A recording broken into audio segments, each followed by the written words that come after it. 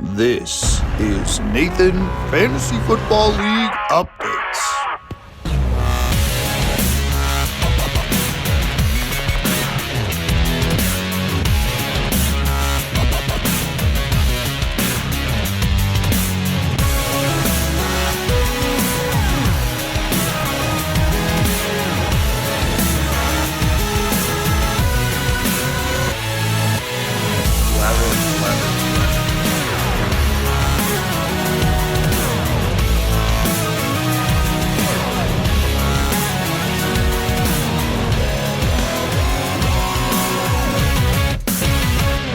Nathan, Fantasy Football League Updates. Welcome back. We've got our third episode of our preseason power rankings in the 2026 edition of this year's Fantasy Football League. If you're just joining us, welcome in. Today we are revealing my 6 and number 5 teams in this year's preseason poll. So the first 2 teams that I think will make the playoffs in my preseason rankings. These are the last 2 teams in, but these will be the first 2 we reveal that I think are good enough to make it to the postseason. So let's jump right in. If you're just joining us, well, go back and watch the other 2 videos to meet the 4 teams I think are missing the postseason, but those teams are at 10. It is the Richmond Rough Riders, my number 9 team, the California Poppies. Number 8 is the Zestmeisters. And then the shocker for the league is the Blue Blood Michigan Avengers. They've been to the championship the last 4 years. I've got them missing the postseason and coming in at number 7 in my preseason rankings. So let's not waste any more time. It is time to introduce our 6th ranked team this year. Drum roll, please. Our first postseason team is the Bunny Bandits. They will come in at number 6 this year. Last year I had them ranked preseason 1. They snuck into the playoffs, did some damage, but didn't quite get the whole job done. They are the year 1 champion and really haven't got back since then. They're one of those blue bloods, though, that have made it every single year. Is year 6 the same? I think so. And we have to jump right into this because the calling card for this Bunnies roster every year is the first round pick being an absolute bust. Justin Jefferson last year. Years before, it's been A.J. Brown, Najee Harris, Austin Eckler. I mean, you can go on and on. The one guy that really wasn't a bust is James Cook, and that was year 1, pick number 2 when they helped win it all. So a lot of question marks this year for the Bunnies, and well, because of it, they decided, you know what, my first round picks aren't going to pan out. We're going to do something absolutely crazy, and he took a quarterback at 109, and it wasn't Josh Allen. It was Lamar Jackson, was pick 109, and again, with the luck he's had and the amount of busts the first round picks have been for him, he's even picked C.J. Stroud, by the way, as the first quarterback off the board one year, or second QB, whatever it was insane. Lamar feels like maybe a solid and safe pick. Listen, if you feel like you're going to screw it up, just go with one of the best quarterbacks in the game. Lamar did have a bad year last year, which makes me a little apprehensive, especially coming off some injuries and, you know, getting up there in age. Can he still create such a great run production that makes him such a valuable fantasy quarterback? Those are the questions I'm asking. I do think he gets back to a top 3 fantasy football quarterback level. I think he's a great piece to lead this team across the board. We've been told he's going to pass a little bit more with Henry getting up there in age. The rushing upside's always there with Lamar. I think it's a solid pick at 109 and a great way to start off this team. And then you go out and pair him with Jordan Love, who is a super safe fantasy option. I mean, this is a guy week in and week out isn't really going to have those really, really bad weeks. He's done a really good job of holding on to the football and protecting it. He's not throwing interceptions willy-nilly. He'll have some great 20-point games, but then he's just consistent with that 15, 16 weeks. I think that's exactly what you need with Lamar Jackson at the helm. You add a consistent presence at quarterback you don't have to worry about in Jordan Love. It's a great 1-2 quarterback punch as long as Lamar can stay healthy. On the other side, you back them both up. You waited along for the third string. It's Jacoby Brissett, who held out most of the preseason to get an extension. He reworked his deal with the Cardinals. He's right now the starter. I don't know how long that's going to last because of how bad this Cardinals team is going to be. Don't get me wrong, Jacoby Brissett was awesome last year as a starter. I think he's going to be really solid again, but with how bad the Cardinals are going to be, I don't know if they can keep him healthy in the pocket with that offensive line. And with a younger presence of Carson Beck, maybe even Gardner Minshew takes a game or two, I don't think Jacoby Brissett will be the full season starter no matter how good he's playing, just because the Cardinals are so bad overall. But I don't mind Jacoby Brissett, but I just have a feeling he's not going to be a consistent QB3. I think you're going to go out and need to find somebody else as your backup option. So the QB room, I don't really have much problems with. This is the group, the running backs, that I have multiple gripes with, and it starts with you selecting Jeremiah Love. Jeremiah Love is headlining this running back room. I just don't trust it at all. Frankly, there's a reason he was sliding down draft boards, and at this point it's becoming tradition that I guess maybe the running backs are going to be busts for the Bunny Bunch or the Bunny Bandits this season. He could be great. I think in a dynasty pick, it's a good pick. This year in fantasy, I do not. He's already shut down for this preseason. He had a great first game in preseason. Great debut. He looked incredible. I can understand the hype. Was it against the Raiders' second and third string defense? Sure, which already the first string defense for the Raiders, not a huge fan of. But anyways, it was a great debut. Great to see. But now he's shut down with an injury that has him questionable for week 1 potentially.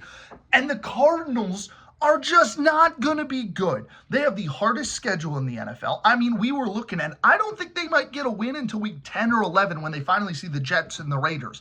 Like, it's going to be a horrible year. And when you've got a team as bad, I think, as the Cardinals are going to be set up to be, I don't know how much production Jeremiah Love's going to get behind an offensive line that I don't really trust outside of a couple pieces.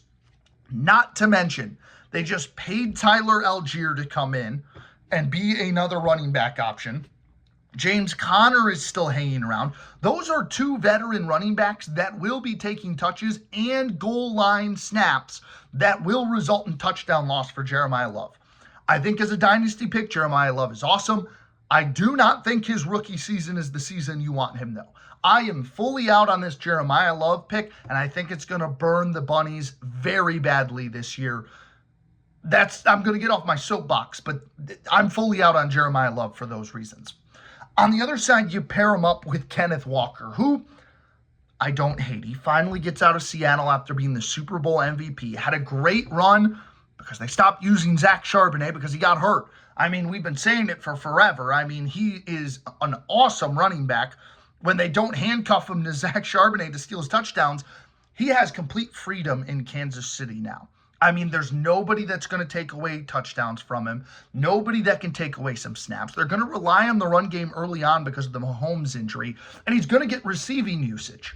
I think overall, I'm pro Kenneth Walker, and I'm out on Jeremiah Love. That's kind of my stance. I think Kenneth Walker, he was highly rated, maybe a little bit too high, but I think you got him at some good value a little bit later. People were passing on him. So I'm kind of polar opposites on your running backs. Love Walker, hate Love. It's funny. I don't love Love. Anyways, that's the running back room. We move on to the wide receivers. It's headlined by your second round pick, CeeDee Lamb. I don't hate it. I mean, he had a down year, and that was because of the resurgence of George Pickens, who really put in good work. CeeDee was kind of very absent, was very limited in touchdowns. For the first time, it felt like CeeDee Lamb wasn't the primary guy in Dallas. So now we have to see if year 2, if Dak and this Cowboys offense can involve both CeeDee and George Pickens on a consistent basis.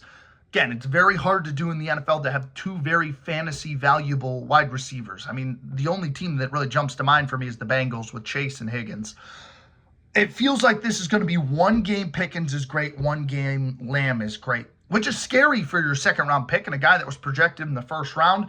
I feel like he's going to be very hot and cold here. He's getting closer to 30. And I don't think I trust him as much with George Pickens healthy and in that building and a lot younger than him. I still think CeeDee Lamb is awesome. I just think he's going to be hot and cold too. So it's going to be interesting to see if maybe he can get back to 2 years ago where he was just dominant wide receiver one, or if he's going to continue to regress to more of that 50-50 week in, week out guy that Justin Jefferson was for you last year. But in case you're worried about the touchdowns, you pair him up with the touchdown king last year, Davante Adams, who again, Sean McVay, an incredible play caller. He schemed up Davante Adams to be the best red zone threat in the NFL. Stafford delivered it to this guy. I have no doubt, no matter if he is continuing to climb the age ladder up a lot further, he's still going to be a touchdown machine. McVay is going to get this guy the football. I actually like the Davante Adams pick. I feel like despite his age, he's a little bit more of a safety net option that we can kind of rely on like Mike Evans had been before last season, where you just know he's going to deliver. I think Davante adds a little bit more security to this roster, which I trust. He's getting up there, though, so can injuries start playing a factor in his career? We're going to have to wait and find out, but right now, like the Adams pick. And then your wide receiver 3, it's Ladd McConkey, who had a horrible year 2 last year. I mean, a sophomore slump indeed. He was drafted high last year, did not deliver across the board. I think things changed drastically. I think this Chargers offense, the weapons have continued to elevate because Mike McDaniels is now the offensive coordinator, and this is a slot wide receiver. Tyreek Hill, 8 under Mike McDaniels. I think Ladd McConkey is going to dominate on the field with Mike McDaniels there. Ladd McConkey resurgence, I am all for. Love him as your third wide receiver option. On the other side of the tight end realm, we're doing this. It's Kyle Pitts. Everybody continues to gawk at that 33 fantasy football playoff performance from him. It was incredible. It's the first time we've actually seen Kyle Pitts live up to the hype. Do we trust it to bleed over finally into a full-time regular season to be a top 10 fantasy tight end with Tua and Penix throwing him the football? I'm going to say no. I'm not bought into the Kyle Pitts hype either. I am out on Kyle Pitts. I will not fall for his traps for another season. So Kyle Pitts is a no-go for me. I don't trust him to be consistent, especially probably with his quarterbacks rotating in and out because of injury or poor playing. So Kyle Pitts, do not think is reliable. Looking at the defense and special teams, Rams defense is probably going to be the best defense in the league. I mean, Myles Garrett being there is awesome. They've got great corners. And, I mean, Aaron Donald might come back. I mean, you're going to have like 5 sacks a week. Cam Little, I mean, set the record for the longest field goal in NFL history. There's points waiting to happen. And Austin McNamara, whoa! He'll be fine. He's punting for the Jets. Looking at the bench, I love the stash of Bucky Irving. Now, he's going to be sharing some touches with Kenny Gainwell, and last year he was banged up a little bit. But I love this pick being stashed on the bench because I'm out on Jeremiah Love, and I'm in on Bucky Irving, maybe resurging to that freshman year, getting an off season to heal up. He could return with some great passing downs. You pair him up with taking a risk on a rookie. I like the risk. Mekhi Lemon, I think he's the wide receiver 2 in Philly. He's going to have a great year. Rico Dowdle, I don't know if it's going to be him or Warren in that backfield for Pittsburgh, but we saw Rico take over the Panthers backfield. I think he can do it again. Dallas Goedert, backup option at tight end, not too shabby there in Philly. Chris Godwin, I mean, he's still kicking. He'll be fine, I think. He's just going to be super old. And Alvin Kamara, again, an older running back that, hey, I think he still has receiving upside. And if ETN gets hurt, there's a decent stash. So all in all, I think the bench depth, pretty good for the Bunny Bandits. QBs, I'm in on as long as Lamar can turn it around.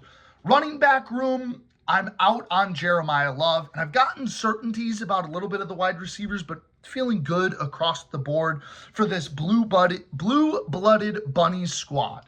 So because I have decent enough feeling, and I feel like they've got good depth, their floor, I mean, Jeremiah Love's horrible. Kenneth Walker struggles. The wide receivers don't figure it out. They play about as bad as they all did, except Adams last year. They go 4-10. But on the flip side, this could be one of the best teams in the league if everybody figures it out. CD and Devontae look incredible. Who knows? Maybe Jeremiah Love proves me wrong, and we don't have to worry about Algier and Connors. There's a 10-4 squad. But in totality, I do think there's going to be, because of the hot coldness I'm kind of feeling from this roster, I am going to say this is going to be a roster that might start the year slow and pick it up as the year goes on, similar to how they did last year and how the Gila Monsters did it.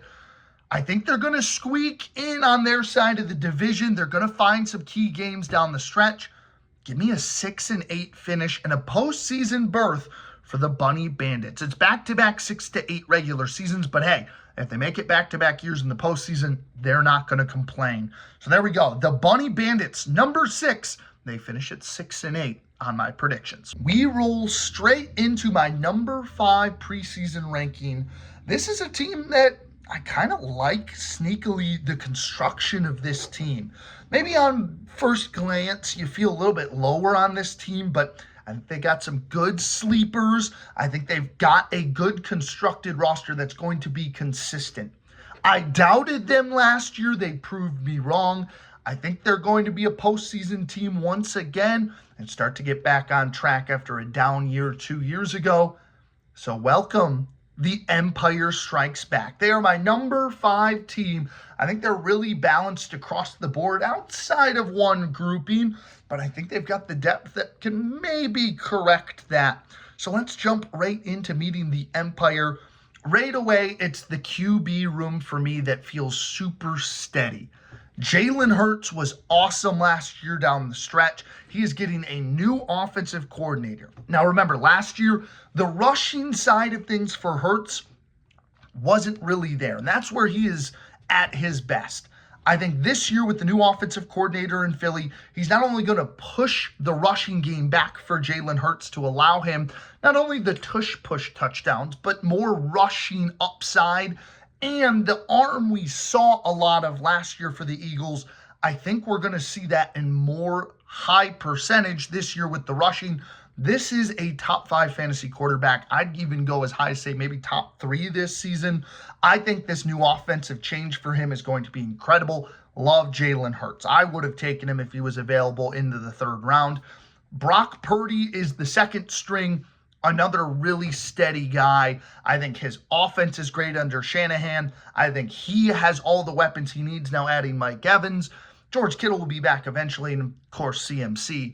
I think Brock Purdy, as long as he can stay on the field and stay healthy, will continue to produce a consistent level for fantasy managers. I mean, he was averaging 17 last year. That's a steady pace. And with 18 from Hurts, that's a good 1-2 punch. Now, the backup, don't really trust. It's Tua turn the ball over in his new home in Atlanta. Not fully sold on him. He's already dealing with some nagging injuries. If he can get healthy and take the job from Penix, maybe could be good with some decent weapons over in Atlanta, but we'll see. I'm not sold on the QB3 for sure. Then we move to the running back room, and I feel like the running back room, more consistency. Jonathan Taylor, the 1st round pick, was awesome at 110, and then you add Derrick Henry. Derrick Henry, every year we go, is Derrick Henry going to regress? Is this the year as he continues to climb in age? It's the question I'm going to ask again this year. Can Derrick Henry continue his upward trajectory of staying consistent and relevant? I think so. The Ravens have given him a great offensive line. Lamar Jackson creates threats, which allow open running room for Henry.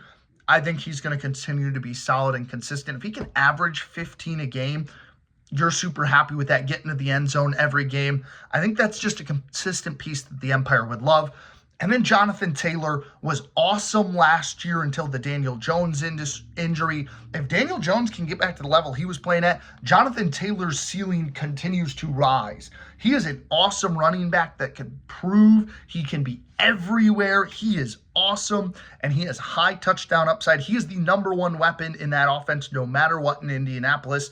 I like him for another strong season as well. Both catching the football, which he proved he could do a lot of last year, and running and really creating space for himself.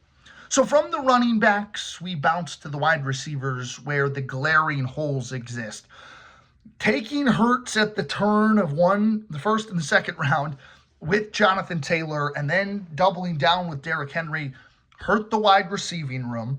But I think you got some guys that might just be steady pieces. Nothing that'll dazzle, but just steady, which is kind of where this Empire team is at, is just steady consistentness, which is proven to win championships. Garrett Wilson slid down the board and the Empire had him fall right in their laps. I think Garrett Wilson, especially last year when that offense was, I think, maybe worse. I don't know. We're going to have to see this Jets offense. It's bad both years, but last year, before the significant injury, he was awesome. I mean, he had a couple 30 pieces, 20-point games. He looked fantastic. If Geno Smith can get him the football and only him the football, like, sure, he can be a valuable wide receiver. I mean, he averaged 14 points per game. If he's averaging around 15, I think the Empire are very happy with that. So I wouldn't completely write off Garrett Wilson. I know I said I'm staying away from the Jets offense entirely.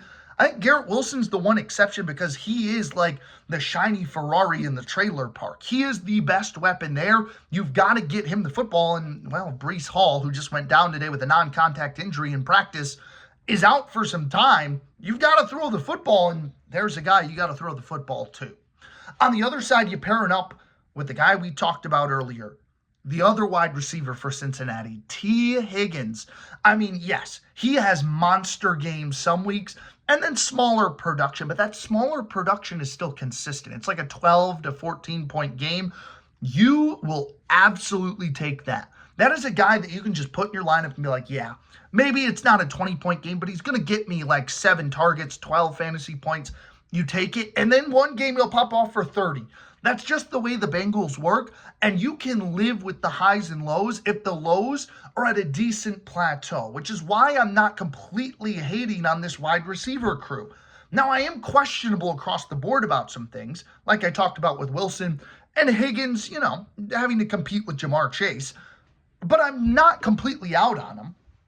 Then you have the third wide receiver, Jameson Williams, number 2 wide receiver. So you've got 2 number 2 guys in their offense. J-Mo is the complete opposite of T. Higgins. He is a guy that will boom for a 2-touchdown performance at 26 fantasy points, and then the next week go out and get 2 targets or 1 catch for 15 yards, and it's a dud week. I mean, it is hot and cold and hot and cold. He is the opposite of this entire roster, which you've got to take some risks sometimes, and maybe the bench can pick him up when you think he's going to have a low week. But I don't hate taking a gamble on your lowest room in the wide receiver section to have a hot and cold guy like Jameson Williams, because if you can cash in when he is really, really good, those are going to be the best weeks for the Empire and the weeks that will separate them from missing the playoffs and making it. And then you go and get what I believe to be a massive sleeper, Harold Fannin Jr., the tight end for Cleveland. David Njoku is gone. Not that it mattered. Fannin took his job. He was a steady tight end over there in Cleveland for forever. He steps in, a rookie, takes the job, and has been an awesome safety blanket. He was the most valuable piece offensively outside of Quinshon Judkins for that Browns offense. They've got a quarterback battle going on. Who knows what that's going to look like? But regardless of who it is, the tight end is the quarterback's best friend. Harold Fannin has proven he can do that. If he can fully recover from that late season injury, I think he's going to ascend even more than he was last year. Just be the consistent option over there in Cleveland that, maybe the rookie wide receivers don't figure it out. But Harold Fannin's right there as a safety net that you can give 8 targets to a game, and he's going to make yardage and get in the end zone a couple times. So I love Harold Fannin to continue to take the next step in the tight end rankings this year with the Cleveland Browns. Defensively, you add the Broncos defense. I mean, they were one of, if not the best last year. Cameron Dicker's going to get a lot of opportunity out there with the Chargers, and the Browns punter, Borquez, there we go. Things are going on. Borquez, he's going to punt a lot for Cleveland. As for the bench, it's Rachaad White, who was your sleeper this year. They didn't pay him much to come over from Tampa. It's kind of going to be a committee over there. I mean, Jerome Ford, former Cleveland running backs there. Krosky Merritt's there, Rashad White's there. Maybe one of them will eventually take over the backfield, but maybe Rashad White does. So I'm going to let you do your thing with your sleeper. I just don't know what that running back room is going to be like for Washington. You're taking a shot on Rome Odunze. Had a horrible year last year after we thought, hey, Ben Johnson's getting there. This is their guy. He wasn't, and now you're hearing rumors that Luther Burden's the guy. We're going to have to figure it out. Rome Odunze, can he have the bounce back year? If he can, he automatically helps this wide receiver room that could use another steady option. Here's a steady option. I feel like Stephon Diggs signs with the Commanders during camp. Feels like a guy that slides in automatically at wide receiver 2, a veteran that used to be that elite guy. If Jayden Daniels can get him the football, maybe he can ascend back to elite territory. I like Diggs. Then we go to some running backs. Aaron Jones, is he still the lead guy with Mason there? I don't know. He feels like he's on a downward spiral right now in Minnesota. We've got some soul searching to do. Romeo Doubs, new home in New England, could be good. And then Zach Charbonnet is going to miss some time because of that leg injury. So we'll see when he can get back in action and if Price has kind of kicked him out of the running back room. On to my predictions. I think with how steady I think this roster is going to be, I think they're just going to be a consistent team across the board. They're going to earn wins week in and week out just because they are consistent. When a team has a bad week, they're just like, okay, cool, we're averaging 135. You average below that, we're going to win. And then on their good weeks, they're going to find some sneaky wins. Give me this Empire team's floor to not be as low as some might think it is. I'm going to say the floor's 5-9. Maybe a couple struggles at the wide receiver room kind of plagued this team throughout the year.